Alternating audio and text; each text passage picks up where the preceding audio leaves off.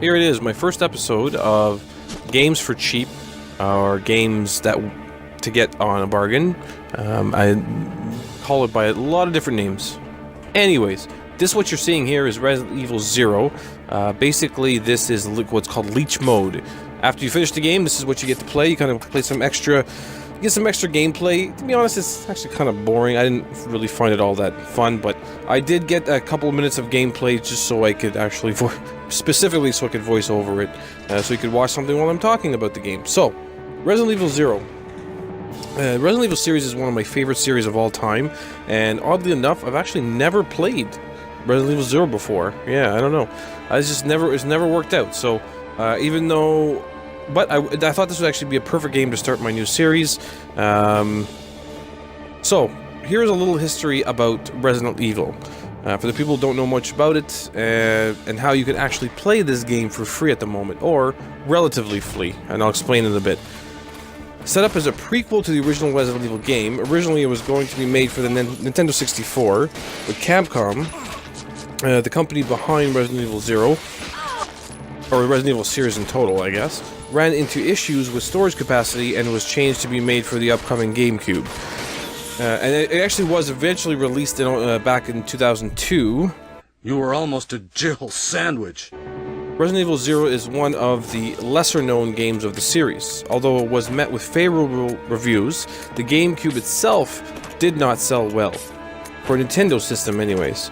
It was eventually ported to the Wii in 2008, then remastered for basically all consoles in 2016. This is what you're seeing right now is the remastered version because I am playing it on the Xbox One.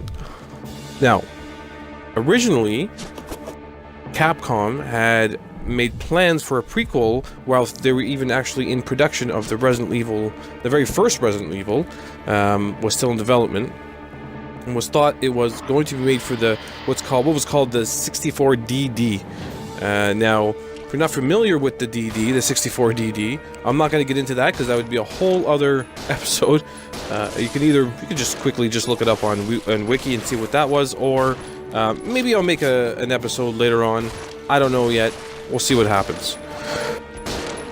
Now, the problem with that was that, but with the 64DD low sales, Capcom decided to make it for the Nintendo 64. Then later, they decided, you know what? They had some other issues, I guess, which I mentioned before, but the storage issues. So they decided, you know what? We're just going to make it for the GameCube because it wasn't far away at that point.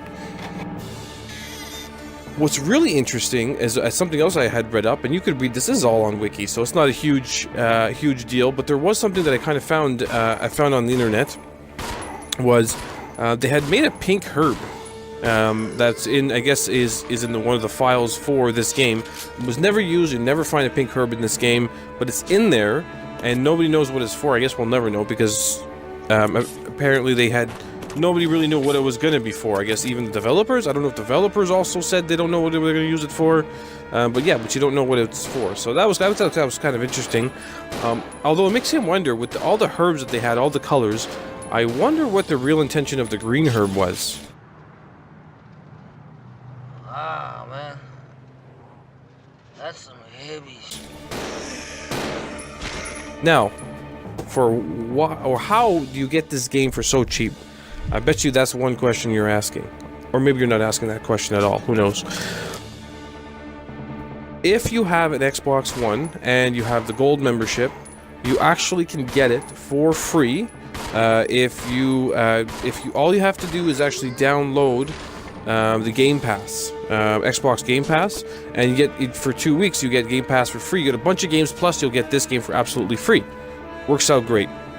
If you have a PlayStation, you can actually get it on the Play Now or PS Now for free. I think if you're a first-time subscriber, you get it for free for a few days, and then you get obviously Resident Evil Zero, along with all the Resident Evil series, I believe, for free. So there's a couple of ways you can get this game for free, and it's a lot. To be honest, I love it. Just like the old style, everything's just the same as just like I remember when I was a kid. So that's basically it. This is so far, and I'm going to get a little into how the game was, and if I liked the game, and how it was after I played it, to see if it was a lot like the original Resident Evil.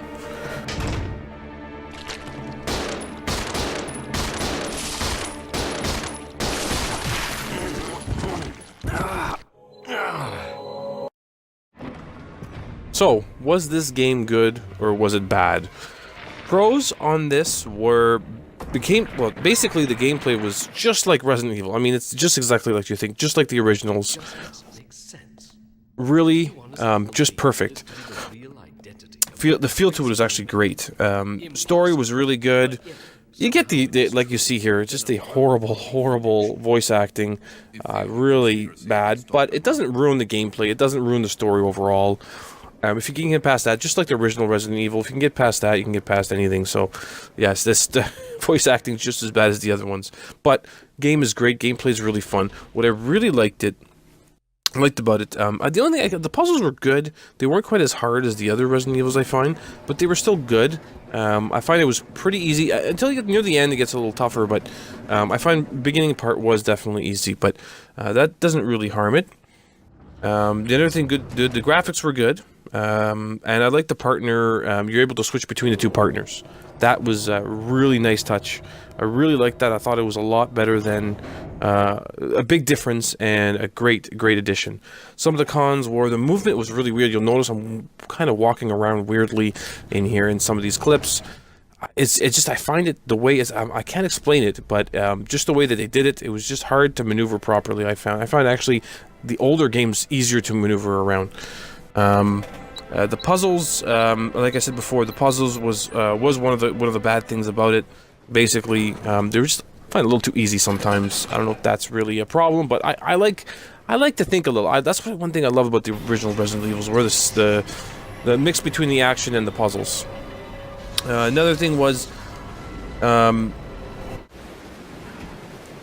of the bigger things was, sometimes some of the switching between characters wouldn't work properly, although the feature was great.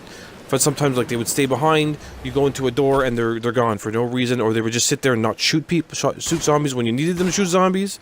But other than that, it worked alright, but just sometimes it wouldn't work properly. It was, like, a little annoying. That's basically it. Great game, and it's a great bang for your getting it for free. This is New Retro Steve.